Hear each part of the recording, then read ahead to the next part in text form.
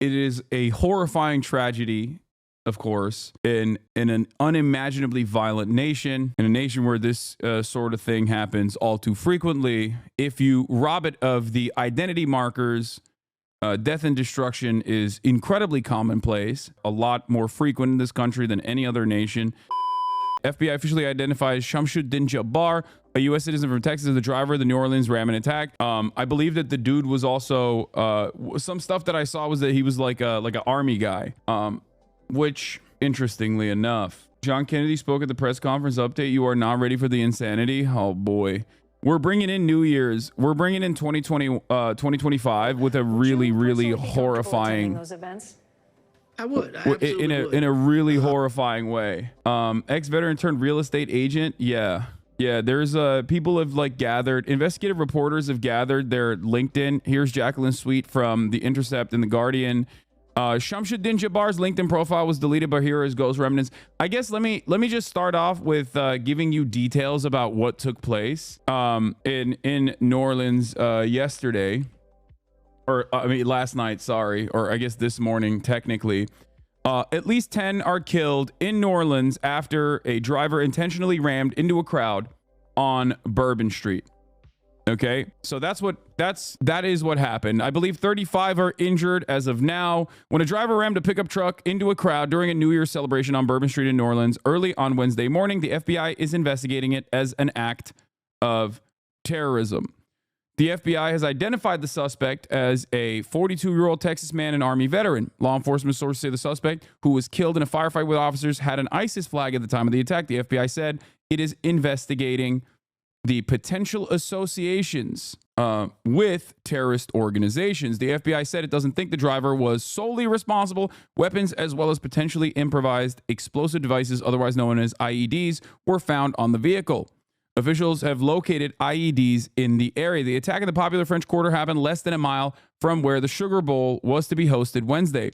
The annual college football game was postponed for 24 hours for public safety reasons, the Bulls CEO said. How does this not hurt you to cover? What? Anyway, there was a police barricade. So if you're wondering like how this happened, there was of course a police barricade, which apparently the driver went around. Video shows the moment the FBI says Shamsuddin Jabbar raced onto a packed Bourbon Street from Canal Street in a pickup truck with Texas plates and an ISIS flag.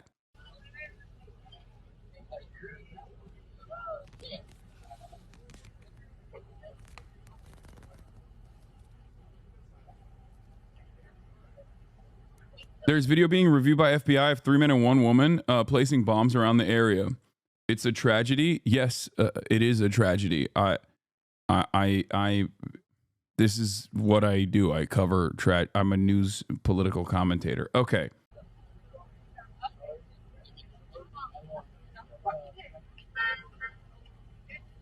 A couple things that are immediately interesting, obviously, is that yesterday we talked about the surveillance state. Yesterday we talked about how the police are supposed to navigate around these sorts of things and apprehend suspects and have this like massive net of surveillance, and how that is going to subvert and apprehend and stop additional, terror attacks from potentially taking place. Now, what's interesting is, as I said yesterday, they don't do that. It doesn't actually end up doing that, playing that role at all. And this is yet further evidence that it doesn't do that at all. But having said that, we have I don't want to show the video here if it shows like the actual he just kind of hooks a right directly in to the crowd, passing a cop car. Anyway, here's the FBI. We'll now tune into the FBI press briefing that took place. We'll listen to the press conference that took place. Also, on top of that, the local press conference with the police, and apparently Kennedy was there as well. Ongoing investigation. Oh, it was a Ford F-150 Lightning. That's why its pickup is crazy. All right, that makes sense, because it was that right hook turn is like, it's not the most significant factor here, obviously, but like it's a heavier vehicle, and also two, it can accelerate with incredible speed. like much faster than an ICE engine car of similar weight. Into the tragic attack in New Orleans. This is Fox News live coverage of the terror attack, the New Year's Day terror attack in New Orleans. Let's listen now to the officials. I'm going to provide you some facts and information about what we do know. I know that all of you will have questions, and we will try to provide some answers. But this is an ongoing investigation that's rapidly evolving. So there are some questions I will be unable to answer at this time. There's a YouTube video that is now deleted of the suspect as well. It's just like, it's crazy to me that, God, everything is logged online. It's wild. The FBI is the lead investigative agency on the Do they not change the microphone? That's crazy. I assume that there's got to be a better mic here, right? If only there were a billionaire CEO, the cops would have done a better job. No, they wouldn't have. That's the whole. They would not have. I don't think the cops couldn't stop Brian Thompson from being shot in broad daylight either. CNN has it. I don't think CNN has uploaded it yet, but I will go to the CNN. I will try to find the CNN coverage. Also located in the French Quarter. As of now, 2 IEDs have been found and rendered safe. The FBI's agent bomb technology as our local law enforcement. They're trying to fix the audio, I think. Contact us. Oh, there it is. The FBI is asking the public's help. We're asking anyone who has information, video, or pictures to provide it to the FBI. We have set up a digital tip line as well as our 1-800 number, 1-800-CALL-FBI. Please provide us with any information that can assist us in this investigation. Once again, thank you for your patience and assistance. For an updated statements or information. Calling it terrorism reads racist to me. No, it is. It is definitionally an act of terrorism. The problem is, I guess, that is intentionally vague and almost always, almost never applied to white supremacist domestic terrorists, even though they run up the numbers. But it is. It's an act of terror. Like 100%. This is colloquially when you talk about trying to kill as many civilians as possible, that is an act of domestic terror, okay? Whether it's by car ramming, whether it's by shooting, whether it's by blowing stuff up with IEDs, improvised explosive devices, that is definitionally and colloquially what you would consider to be an act of terrorism, okay? The fact that he did this with an ISIS flag or potentially converted to Islam and then got radicalized and was potentially working with other people, that doesn't make it more terrorism. And then like someone like Dylan Roof, less terrorism. Those would both be colloquially and even with the vague interpretation of what the terror designation is, both of those would still be considered acts of terrorism. The problem, of course, is that in many circumstances, when it's a white supremacist domestic shooter or an anti-government far-right extremist of different backgrounds, they are oftentimes not considered terrorists in the same frequency as obviously someone who might be an Islamic revert or someone doing it at the behest of ISIS. Okay, that's the difference. They just don't call the other thing that. But even then, the definition is intentionally vague regardless. Flag was found inside the car, then they hang it up. I don't know if that's the case. What? That seems insane, especially because from the videos I saw, I think they hid the flag. Anyway, it is a horrifying tragedy, of course, in an unimaginably violent nation. In a nation where this sort of thing happens all too frequently, if you rob it of the identity markers, death and destruction is incredibly commonplace. Mass shootings are a lot more frequent in this country than any other nation.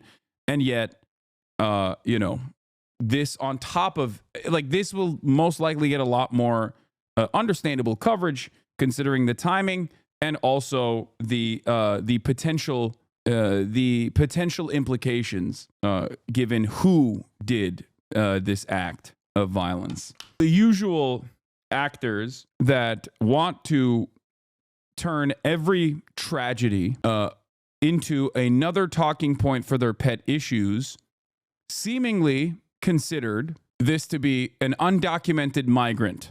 New Orleans terror attackers said to have come across the border in Eagle Pass 2 days ago. Shut the border down. Who did our government bomb lately that is taking it out on innocent Americans?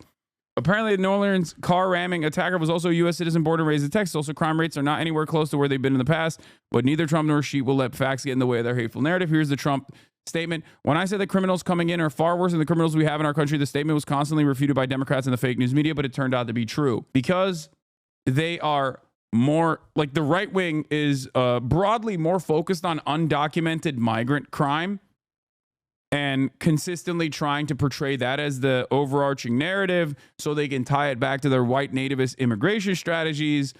They jumped the gun and immediately went, oh, this is an undocumented migrant, not realizing that this is another type of common narrative that you can always point to, which is Islamic terror, right?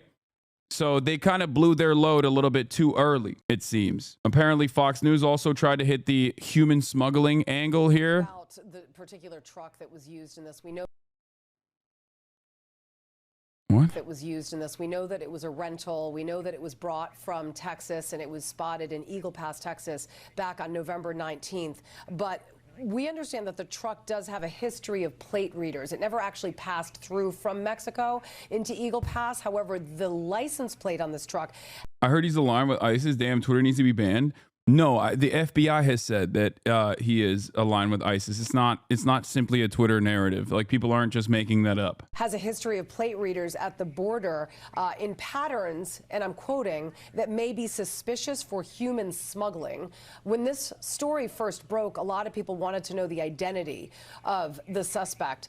When you hear human smuggling, you think about the border, and the border has obviously been such a dangerous, ignored problem for this country, with so many of these sleeper cells and terrorists who want to harm Americans illegally crossing our borders. What part of that most alarms you?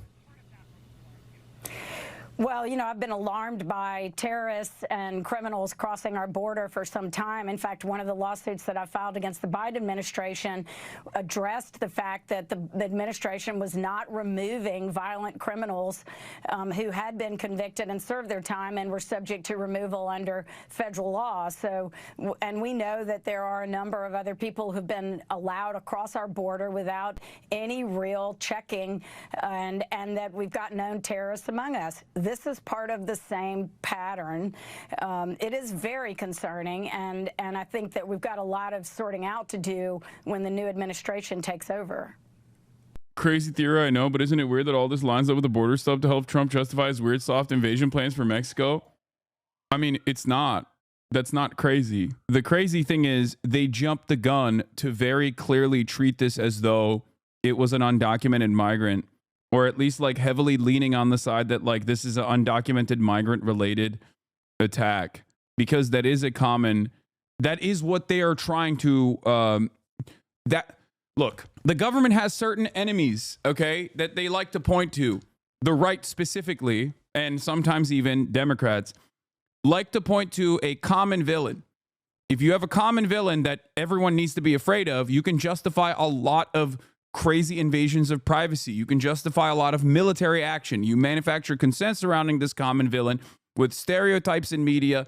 And right now, that common villain is not Muslims broadly, even though that was the common villain, the number one enemy of America and the number one enemy of the West for quite a while under the war on terror, America's war on terror initiatives. Okay. Nowadays, because the common villain for the modern right is undocumented migrants, that's the reason why they immediately hit the undocumented migrant button. For some on the internet, their common villain is trans people. So whenever there's a mass shooting, they say, oh, it's a trans person that did that. For some on the right, the common villain is undocumented migrants. So whenever there's a mass shooting, they go, oh, that was an undocumented migrant that did that.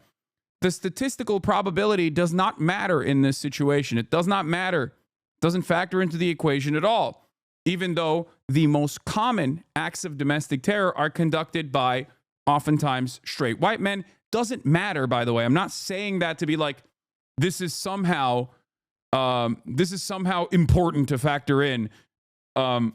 It's just that even if you don't engage in any sort of speculation, these people oftentimes do not engage in any sort of statistical analysis. When engaging in this speculation, it's purely to use any sort of violence to contribute to the overarching enemy's narrative that they have. If you're a hyper transphobic person online, every mass shooting, regardless of who it is, you will always turn around and say it's a trans person. Okay? If you're Islamophobic, during the War on Terror initiatives, during the War on Terror manufacturing consent era, every single time there was another like right winger or whatever that did a mass shooting, everyone would be like, oh, this is a Islamic terror, Islamic terrorism, Islamic terror. Okay. Nowadays, that common enemy is for the right, for the modern right. The common enemy is undocumented migrants. The only thing that's important about this, understanding what's going on here, is that nobody really cares about waiting for more facts to come out and immediately jump to whoever the common villain is, the common villain of the day is, or the common villain of the month is, and say, oh, this is it. It must be a migrant. It turns out it's not. Turns out it's a dude born and raised in America, Army veteran, recent convert to Islam, and was, divorced from his first wife and seemingly was exhibiting erratic behavior, according to the New York Times. A man who knew Shamsuddin Bahar Jabbar tells us Jabbar had converted to Islam, then began acting erratically in recent months. The concerning behavior led him having limited contact with his children. We also spoke to the man who rented the truck to Jabbar. Here's our updating story on the suspect in New Orleans. I will be talking about this a little bit further. Divorced from two wives. Sorry, he got divorced, he got remarried, and then I believe divorced again. Federal agents at the home of the second wife of the Bourbon Street attacker in Houston, Texas, where the woman's new husband, Dwayne Marsh, said Jabbar had begun to convert to Islam within the last year and was being all crazy. This is from Steve Herman, House Bureau Chief of Voice of America News, which is, well, you know what Voice America News is. Here's a video of him as well. 42-year-old Shamsuddin Jabbar, accused of carrying out the attack, uploaded a video to YouTube where he introduced himself as a property manager. And I gave you his background, his extensive background here as well. Hold on. Let me find that really quickly. Where is it? Oh, here it is. This is from Intercept investigative reporter, Guardian investigative reporter, written for Politico and Mother Joe's Business Insider, Jacqueline Sweet. Says, Shamsuddin Jabbar's LinkedIn profile was deleted, but here are the ghost remnants. His current job was IT team chief at the U.S. Army Reserve. Previous job was information technology team leader at U.S. Army Reserve, information management officer at U.S. Army, senior information systems specialist at U.S. Army, human resources supervisor at U.S. Army, HR specialist at U.S. Army, data entry operator at U.S. Army Corps of Engineers, data entry clerk at U.S. Army Corps of Engineers, data entry clerk at United States Postal Service. His education is Central Senior High School. He has a Bachelor of Business Administration from Georgia State University, and he's a graduate from Fort Gordon NCO Academy. He's a graduate from 25B Information Technology MOS training, and a graduate from U.S. Army Alaska NCO Academy. Associates from Central Texas College, associate's degree from Central Texas College, an honor graduate from 42A Human Resource Specialist Advanced Individual Training, graduate from U.S. Army Basic Combat Training, and University of Houston. Jabbar has several LLCs registered in Texas and Georgia, mostly seem to be real estate related. He had a Twitter account, which is now deleted, where he was active until at least 2021. Previous arrest in 2002 for driving with a suspended license in Texas. Here are some of his posts from his deleted profile. But like I said, or like Jacqueline is reporting, that the last time it seems that he was active on the platform was 2021. So I don't necessarily think that this like translates to his new point of radicalization. It gives a little bit of info on his background, but not necessarily anything significant about his new point of radicalization. Here, let's get to the FBI report. Please check the FBI's website and our social media accounts. I will now turn over to Mayor Cantrell. Thank you. Thank you. Thank you very much.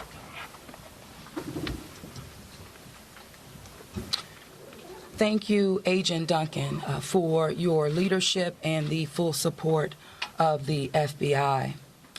First and foremost, I want to express my deepest condolences to the families and loved ones that were impacted by this tragedy on Bourbon Street and in the heart of the city of New Orleans. And I know that the entire New Orleans City Council grieves along right with me, no doubt about that, and our people and our families.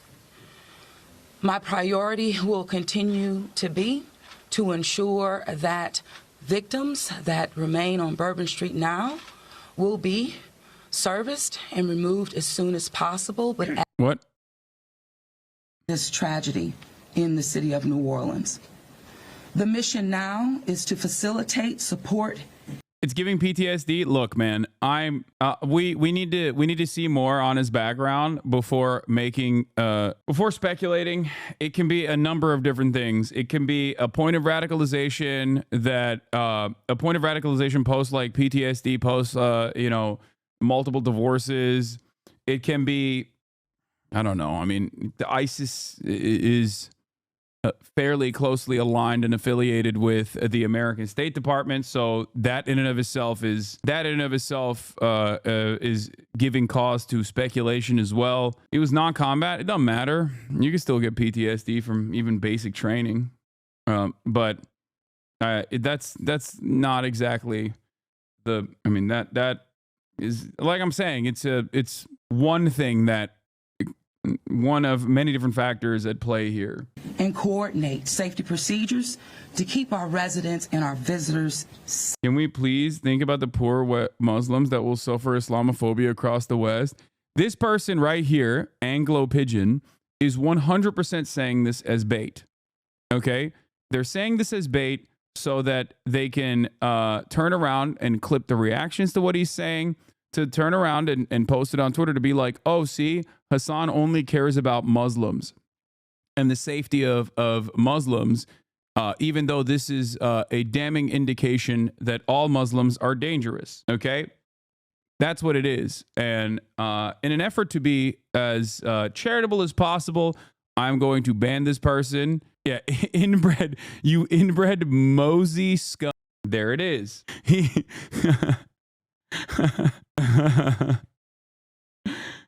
That's cool, man.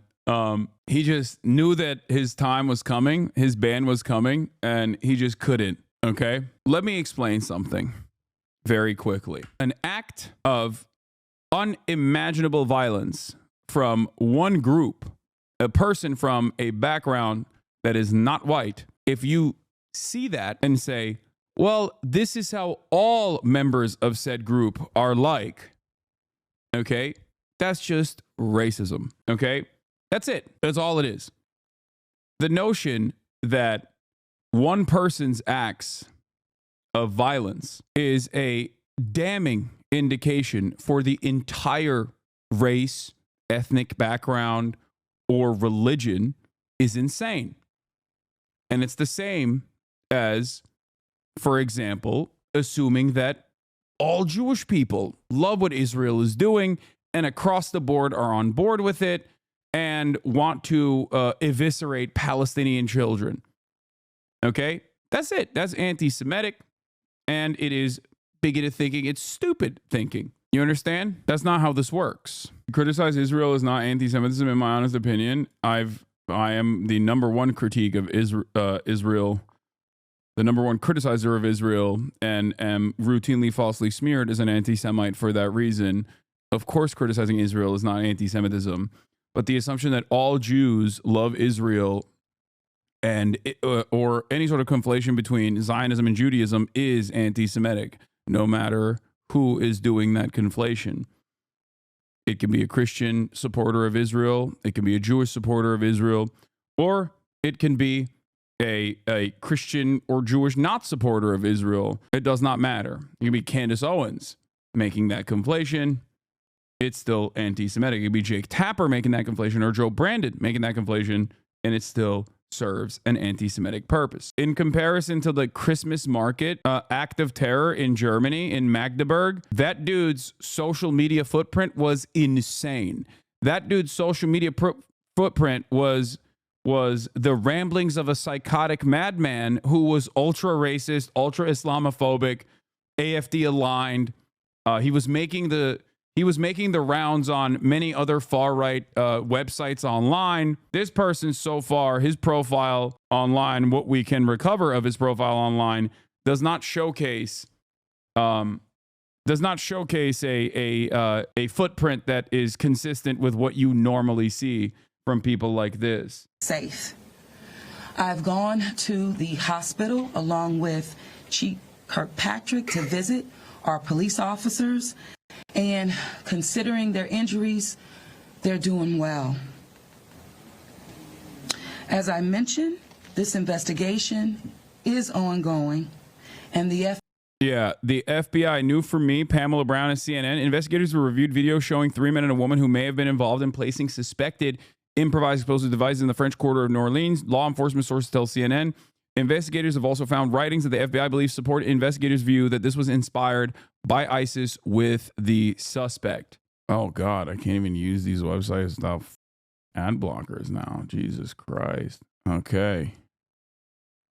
Where's the live stream? Jesus, Lord mercy. Okay. Happened, and both schools put out statements saying that the team, personnel, anyone that was traveling as a part of the team, the band included, they were all fine.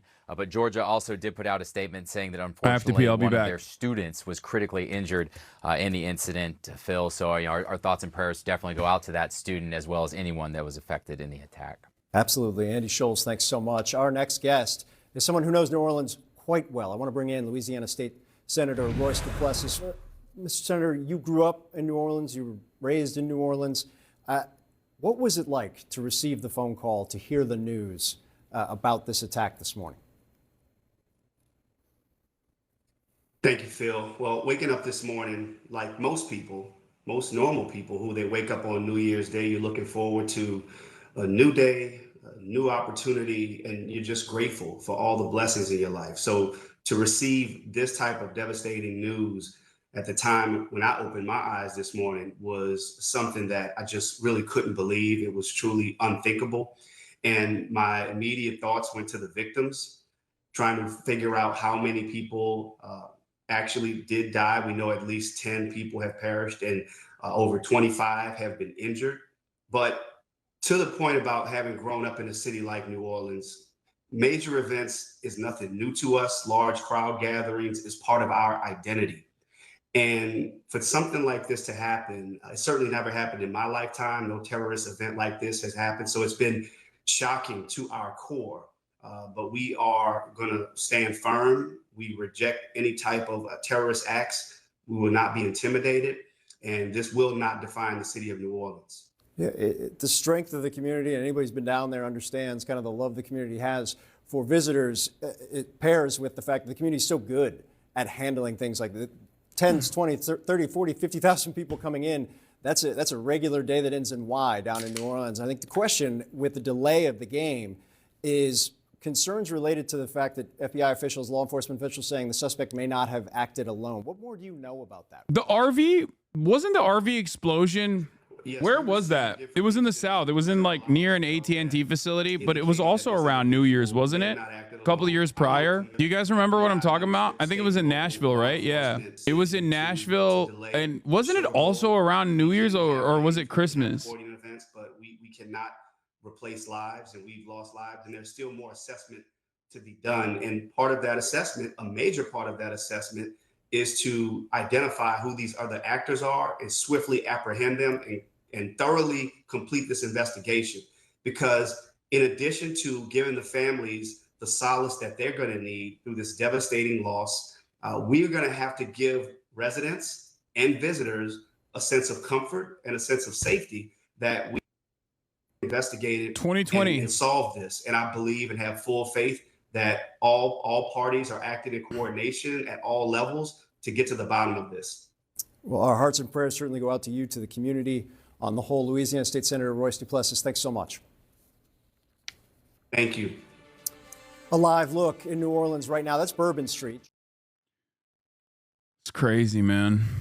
More new details just ahead. There's also a Cybertruck explosion outside of a Trump tower, but I don't think that is in any way, shape, or form related, but who knows? But yeah, suspect in New Orleans attack is identified as a Texan and had an ISIS flag with him. In a YouTube video from 2020, the man identified as a suspect said he had been born and raised in Beaumont, Texas, and had served in the U.S. military. We watched that video already. Shamsuddin Jabbar is his name, 42 years old, a native of Texas who has served in the U.S. Army, did a lot of IT work for the U.S. Army as well, and also was a real estate guy. The Federal Bureau of Investigation said it was examining an Islamic State flag that was found in the truck used in the attack, that it believed Mr. Jabbar was not solely responsible.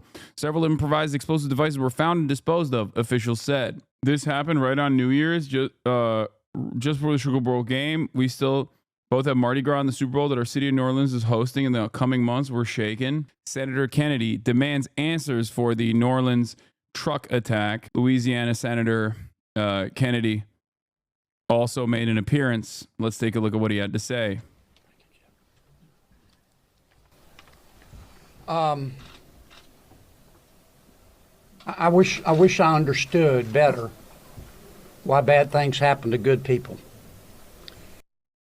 If I make it to heaven, I'm going to ask. For those people who don't believe in objective evil, all you have to do is look at what happened in our city early this morning. Well, you will not be seeing the pearly gates, Senator. That much I know. I am, if this doesn't trigger the gag reflex of every American, every fair-minded American, I'll be very surprised. I'm here because these are my people. I'm here because these are my people's friends. I'm here because there are a lot of Louisianians that are scared tonight. I don't want them to be. There's a lot of information going around. Some of it is actually true. Some of it isn't. The federal government is now in charge of this investigation. By that I mean the White House, the FBI, the Department of Homeland Security, and the Department of Justice. I have not talked to the FBI. Maybe they've talked to my staff. I don't know. I did talk to the Secretary of Homeland Security a little while ago. And I told him that with all the respect I could muster, that we expect to put the full force and resources of the federal government behind this investigation. Our state troopers, our local police departments, our sheriffs, we've got many sheriffs here today, have been terrific so far. The federal government is cooperating with them. I hope that will continue. Here's what I want to ask from the federal government. Catch these people. Catch these people. And then tell the American people the truth. Now, I don't want you to tell us yet anything that's going to interfere with your investigation. And there are things that I've been told that I think are true that I'm not sharing with you today because it could interfere with their investigation. But after we get to the bottom of this, they need to tell the American people the truth, and the people of New Orleans the truth, and the people of America the truth. I think the mayor and the governor are... There are potentially other people that were working alongside the main perpetrator. That's what he's talking about. Gremlo said earlier on a stream that he'd love to come on your stream to talk about this since he's really familiar with New Orleans politics. I don't know if he's around right now, but I mean, I'll see in a little bit. Very wise to postpone this ball game for 24 hours. There's just too much stuff we don't know, and it's just not worth it.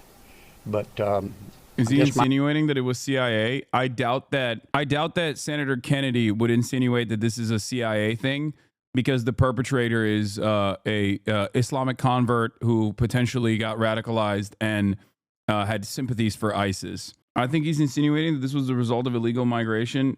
I don't know. My final point is, I will promise you this. I will, when it is appropriate and this investigation is complete, you will find out what happened and who was responsible. Or I will raise fresh hell. And I will chase those in the federal government who are responsible for telling us what happened, like they stole Christmas. All right, so that's another clip of him. Can I say something, Riker? Tell me who you're with. WDSU. Okay, and CBS. NBC's over here on the right. Oh, that's an unusual position. I don't get it. You wouldn't. Look, can I say? Is he drunk? Nah, he's just, this is just how he is all the time. That's just how he carries himself. To paraphrase Groucho Marx, John Kennedy here may talk like, look like, but don't let that fool you. He really is an idiot. He's not. You want to know something, guys? You know how we sometimes speculate that streamers and content creators portray themselves as much dumber than they actually are in an effort to do content and maybe even shelter themselves from additional scrutiny? Like, oh, he's just a dumb guy. John Kennedy is one of the perfect examples of that. Not only is he an Ivy Leaguer, but he's also a Rhodes Scholar. Okay? So the whole, like, I'm a country bumpkin, oh, don't listen to me, I don't know what the hell's going on, that's just simply a weaponization of incompetence. He literally is a Rhodes Scholar. Okay? He is a Rhodes Scholar. So all of that is just an act. I'm going to repeat his background for you, just so you understand. He went to Vanderbilt University to get a bachelor, went to University of Virginia to get his JD, and then he went to Magdalen College in Oxford, okay? At Vanderbilt, Kennedy studied philosophy, economics, and political science. He was elected president of his senior class and named Phi Beta Kappa. He graduated from Vanderbilt. He received a Juris Doctorate in 1977 from University of Virginia School of Law. There, he was the executive director of the Virginia Law Review, elected to the Order of the Coif. In 1979, he earned a Bachelor of Civil Law master's degree with first-class honors from Oxford University. Wait, I thought he was a Rhodes Scholar too. Is he not? Well, yeah, he graduated. He went to Oxford University. The attacker was brainwashed by religion. That's what happened. Yeah. Hasanabi, he's upset. His people are being attacked. Can't blame him. His people? Brother, we're all Americans. You know that, right? Like, what do you mean his people? What the f are you talking about, his people? We are all Americans. Okay? When a terror attack happens on a New Year's Eve celebration with people from different backgrounds from all around the country, it is not a specific attack against, you know, I don't know what you're saying here. You're thinking of Bill Clinton. He was a Rhodes Scholar. Oxford is Rhodes. Okay. So he's a Rhodes Scholar. Rhodes Scholarship recipient. He's saying the attacker was Muslim like you. Chatter was being a racist. Yeah. Let's hear what Wolf has to say. I'm Wolf Blitzer. You're in the Situation Room.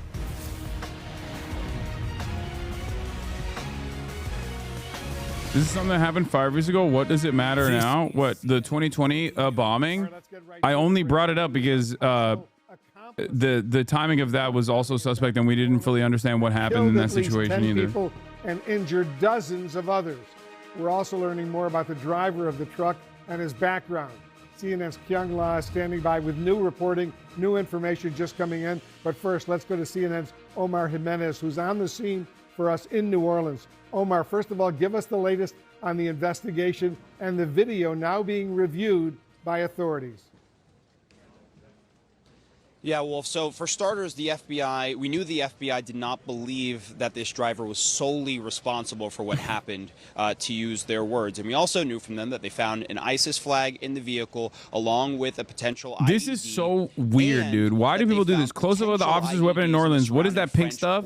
It's just light, dude. It's light. Okay. Investigators have reviewed 25,000 likes. 3 men and a It's woman just who light. they believe may have been involved in placing suspected IEDs in the French Quarter, and that investigators also found writings that they believe support their going theory that this was inspired by ISIS. Of course, comes on top of the flag that was found as well. And we know the FBI has said for most of the day that they have been investigating this as an act of terrorism. Now, there are also questions about how exactly this vehicle got around barricades that were installed years ago to sort of to try and prevent this very thing from happening. Well, we're getting a glimpse of kind of how this happened, specifically from some surveillance video from a business across the street from the key intersection here. It's actually the intersection behind me from where I'm standing. You see a white pickup truck come down Canal Street, essentially behind where I am now.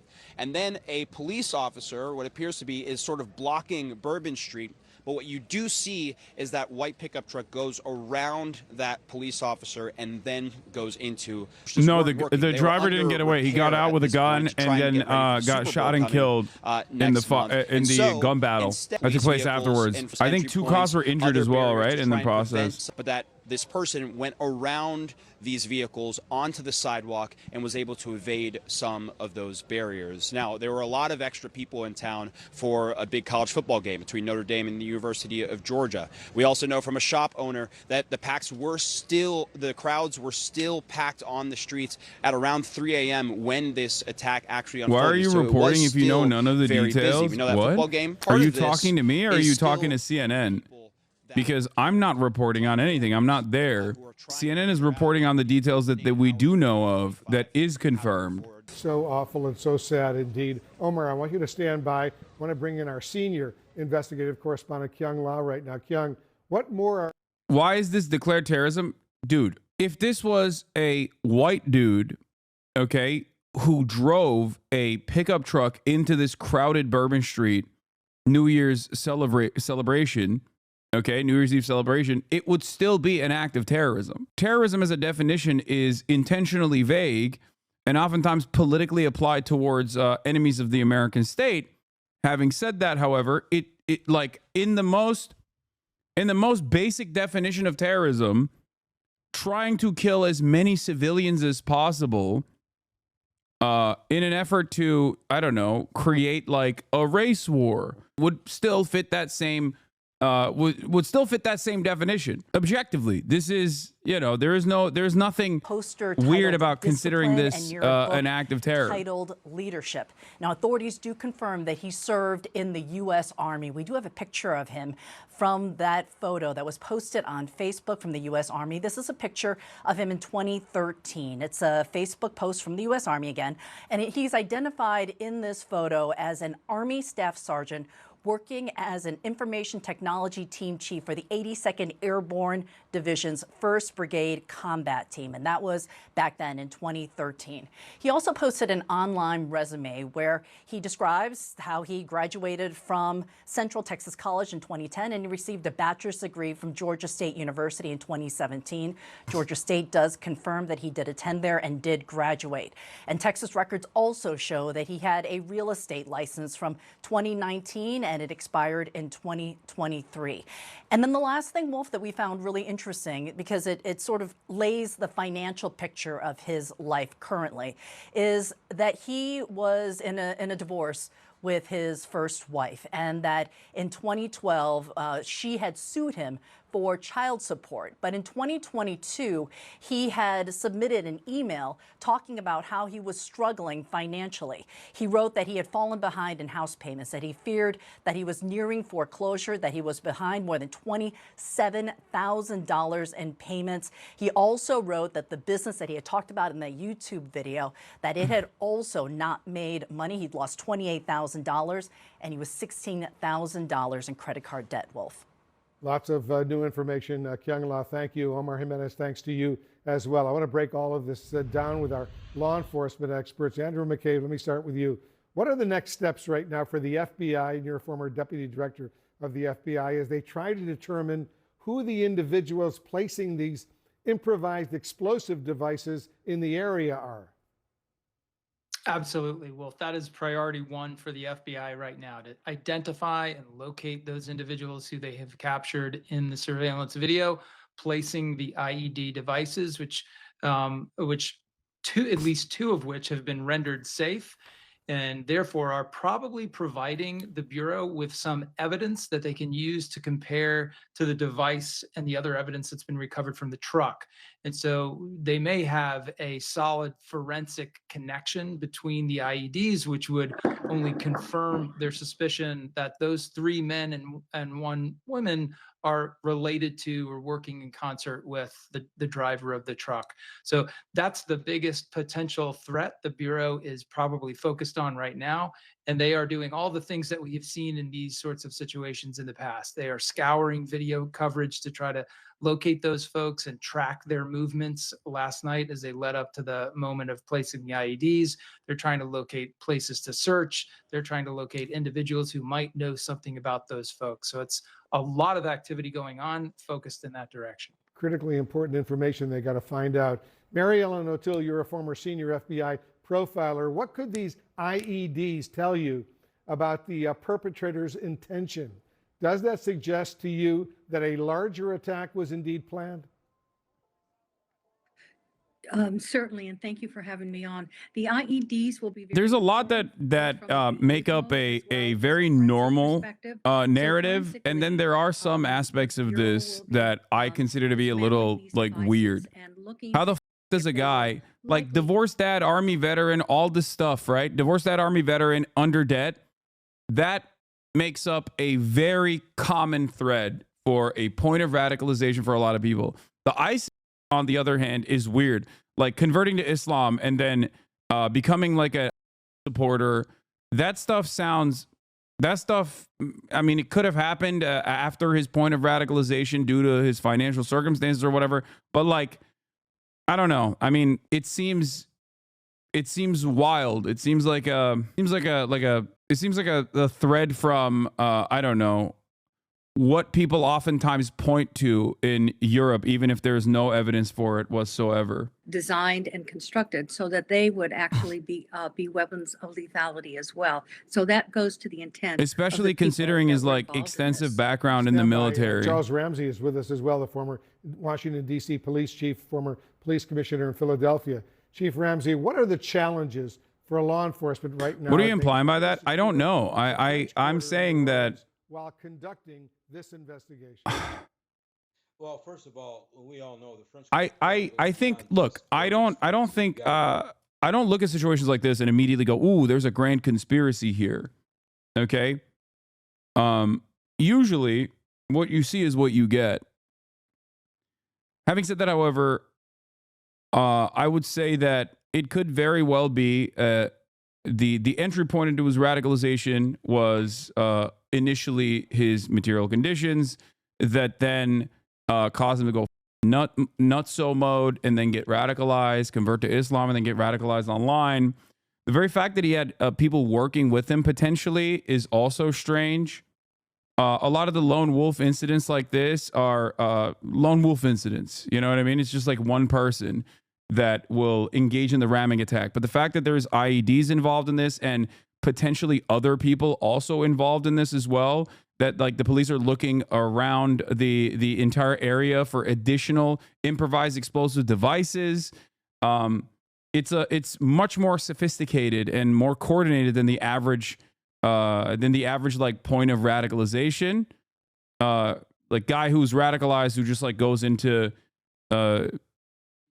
goes out and does an act of violence. I mean, the fact that they found the improvised explosive devices, like, in my opinion, getting the vibe that most of chat today is wanting to do a full conspiracy bulletin board. I don't know. I have no idea what happened. I will repeat that over and over again. I do not know what happened, and only time will tell. In many instances like this, we never get the full picture. Like, we don't even know the full picture of Stephen Paddock to this day, right? The Las Vegas shooter. Having said that, there's also within the initial breaking news coverage of this, there will oftentimes be incorrect information. So it's important not to read too far into it. Like, I'll give you an example. They're saying that there's numerous other IEDs, right, that they have found and intercepted. That could, one, be absolutely correct. Or it could be that the news is reporting it as IEDs, even though they were like fireworks or something. You know what I mean? I'm using an example. I'm not telling you that that's what happened, but I'm using this as an example to show you that sometimes even well-intentioned people in their news coverage, when they're doing breaking news coverage, will just run with whatever the police initially thought was going on, and then later down the line, they will follow up and say, "Oh no, these were actually not IEDs, improvised explosive devices, but instead it was just fireworks that we found." So it's important not to get lost in. It's important not to pull on certain threads and like really. It's important not to be too invested in immediate common threads in the aftermath of a situation like this, left the way it was and left wait today, for more where there's information to still a lot come of and work more that has to be verification done. to come And after that's, as well. simply a matter of fact when you have a case like this. But when it's left like that, where we still have a lot more to do, what's not being said is there may be some important points, some important leads that we've not been able to close yet. And that, for most people, should give them pause as to whether or not they might want to attend that game, because they just simply cannot be guaranteed of their safety. Yeah, I know a lot of folks are worried about that. Everyone stand by. We're going to continue this conversation. We'll have much more on the investigation as we learn new details. Exciting time in the world. Damn, they just jumped into ads so quick. So we know two big things that they're going to be looking at when they're learning more about this individual, right? It is the travel, if he traveled overseas at all, who he interacted with during that travel, and also his social media history, right? What he was looking into. And we know, obviously, having covered terror attacks previously, especially ISIS-inspired terror attacks, oftentimes the interactions happen online, especially with individuals that are based here in the United States. Walk us through, Tom, what we're learning as the investigation progresses as to his travel and his social media history. Sure. So there is an indication of travel, and I've been looking down just because we've gotten so many notes and so many different things that have come through from my colleagues and I. But as far as the travel goes, there are some things that are seen over the course of his history in 2023 specifically. They're looking into possible travel that he took between Cairo, Egypt, and JFK that occurred in June of 2023, and then a week and a half later to back to JFK. That would have been on July 3rd. And then there was another trip that they're looking into, a possible trip between Atlanta and Toronto, which was a round trip that took place several days afterwards. What was that travel about? What was he up to? What was he doing in Cairo? Was he seeing the sights, or was he up to something that he shouldn't have been? Did he have further travel from there? That's something that the U.S. will certainly look at. The FBI has the ability to look at as a member of the intelligence community, but that's where the rest of the U.S. intelligence community that looks at things overseas, specifically the Central Intelligence Agency, the NSA, and other agencies can get involved with, as well as this is well within their purview. Even though he's a U.S. citizen, they could start to look at things abroad about, was he meeting with anybody who was known to them? So all sorts of things that they'll take a peek at here in the days coming forward. Hours coming forward. How active are they, Tom? Because I know years ago they were much more active, and I'm not quite sure where they are now when it comes to monitoring kind of social media activities between some of these terrorist organizations and individuals here in the United States. I mean, how active are they in kind of online intelligence monitoring of that now? I think you've seen this year several high-profile incidents that have been stopped as a result of aggressive investigation work that has occurred globally. And so how that specifically happens or comes together is something that law enforcement keeps to themselves, and not something that we would typically tip off somebody as to how certain things happen, whether it involves social media or some other sort of form of communication. They're in as many places as they lawfully try to be, and that's pretty much all I would be able to offer on that. All right. Tom Winter, I know you're going to be sticking with us throughout the hour. So for now, thank you for your reporting on that. I want to bring in now Robert D'Amico, a former supervisor with the FBI and founder of Sierra One Consulting. Remember, authorities revealing earlier today that they found an ISIS flag on the rental truck used in this attack. Rob, thanks for joining us on this. I appreciate it. We have some new reporting, as I've been talking to both Tom and Ken about this, contradicting what the FBI told us initially about the suspect not necessarily acting alone. And Tom said, you know, they could go back on this. There could be a lot of back and forth on this. And this is an active investigation. And we know with these types of things, it is swift moving and things change.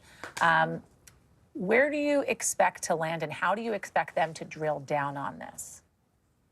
I expect them to land, you know, with the facts. The facts as they open the case and they start looking at phones and social media. I think one of the real key ones will be if they can get into his phone, if he had a phone on him, if they can break the code to get in there to look at the encrypted apps. That's where these people are communicating. Discord, Telegram, all these encrypted apps that the government really has a Is blind Discord spot on. encrypted? The f about Discord? Regular social media, not as prevalent as it was before. The encrypted apps are where they do it. So I think that will be key if they can get in there. The facts that come out. This reminds me after 9/11. How is this guy a when specialist? something happens, and then all of a sudden you start connecting everything back. I'm a boomer, and at even the I Cybertruck. shouldn't curse. And I it am may a be, like, heckin' you boomer. want to start off with it, And even I just know so if it Discord's does not have a connection, encrypted. that you're there and you're on top of it. And then once you can rule it out, you rule it out. Same thing with the video.